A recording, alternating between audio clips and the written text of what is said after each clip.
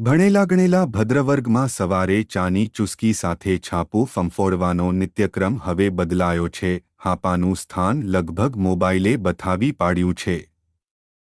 આજના સમયમાં social media પર મળતા ગુડ મોર્નિંગના બીબાઢાળ સંદેશાઓ વચ્ચે ક્યારેક કોઈ અનુભવનું ભાથું પીરસતું લખાણ મળી જાય છે.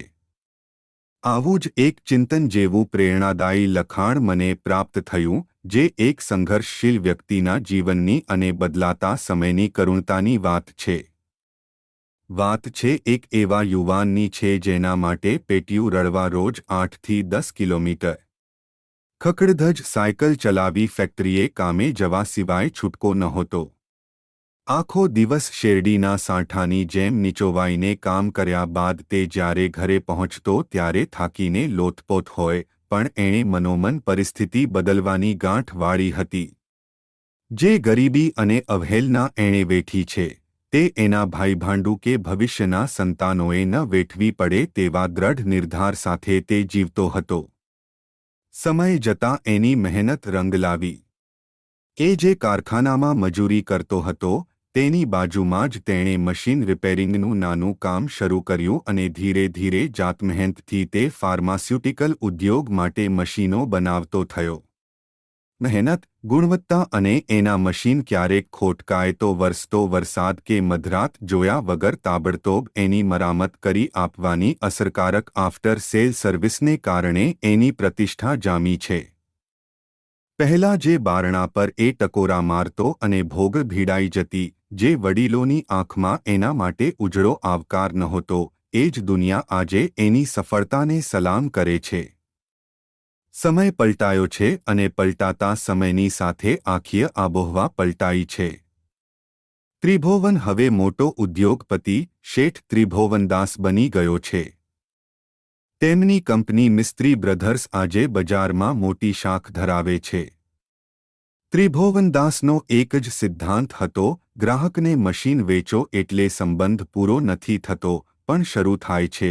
આજે વૈભવ હોવા છતાં તેઓ પોતાની મોટરમાં હંમેશા ટૂલકીટ રાખતા.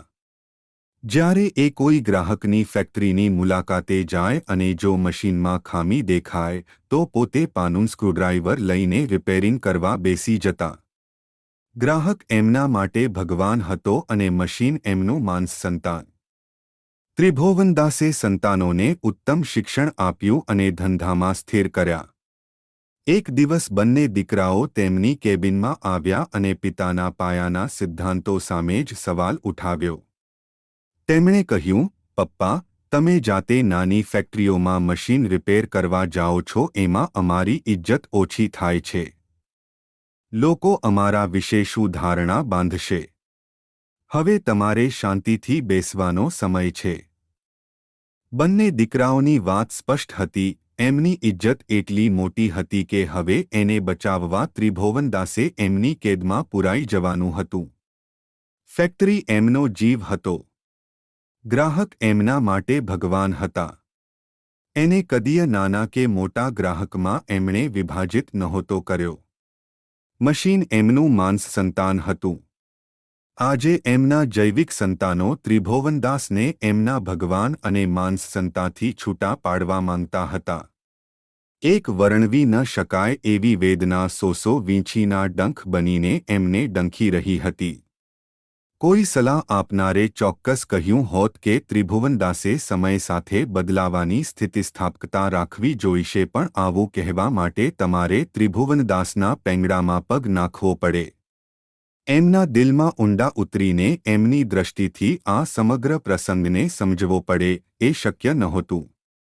જે સંતાનો માટે તેમણે લોહીનું પાણી કર્યું હતું, એ જ સંતાનો આજે તેમને એમના કામ અને ગ્રાહકથી છૂટા પાડવા માંગતા હતા.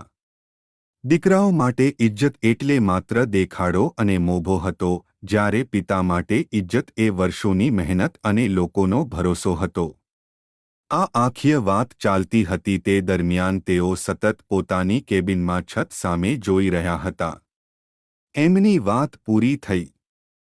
ત્રિભુવનદાસ હજુ પણ ખુરશીમાં અઢેલીને છત તરફ જાણે કે જોઈ રહ્યા હતા, પણ એમની આંખોના પોપચાં બીડાયેલા હતા. થોડી વાર રાહ જોયા પછી પોતાની વાતનો કોઈ જવાબ ન મળ્યો ત્યારે એક દીકરાએ ઊભા થઈને એમને ઢંઢોળવાનો પ્રયત્ન કર્યો અને ત્રિભુવનદાસનું માથું એક તરફ ઢળી પડ્યું. દીકરાઓની વાત સાંભળતા ત્રિભુવનદાસ સ્થિર થઈ ગયા અને કાયમ માટે પોઢી ગયા. જ્યારે તેમની સ્મશાનયાત્રા નીકળી ત્યારે દ્રશ્ય કંઈક અલગ જ હતું. માત્ર મોટા ઉદ્યોગપતિઓ જ નહીં, પણ સેંકડો મિકેનિક્સ અને મશીન ઓપરેટરો રડતી આંખે હાજર હતા. આ એ લોકો હતા જેમને ત્રિભુવનદાસે માત્ર મશીનો જ નહીં, પણ નિષ્ઠા અને માણસાઈના પાઠ શીખવ્યા હતા. દીકરાઓ જે આબરૂ સાચવવા માંગતા હતા, તેનાથી અનેક ગણી આબરૂ ત્રિભુવનદાસે લોકોના દિલમાં કમાઈ હતી. આ માત્ર એક વાર્તા નથી, પણ સમાજની વરવી વાસ્તવિકતા છે. આજે પણ અનેક ઘરોમાં આવા ત્રિભુવનદાસ હયાત છે, જેમને પોતે જ આકાશ જેવડું ગજું આપ્યું છે. એ જ સંતાનો આજે એમને પાંખો કાપીને ઘરના એક ખૂણે બેસી રહેવાની સલાહ આપે છે. ખરેખર, શું સફળતા આપણને પાયાના સંસ્કારો અને જેણે મહેનત કરી છે તે વ્યક્તિની લાગણીઓ સમજવાની ક્ષમતા ભૂલાવી દે છે.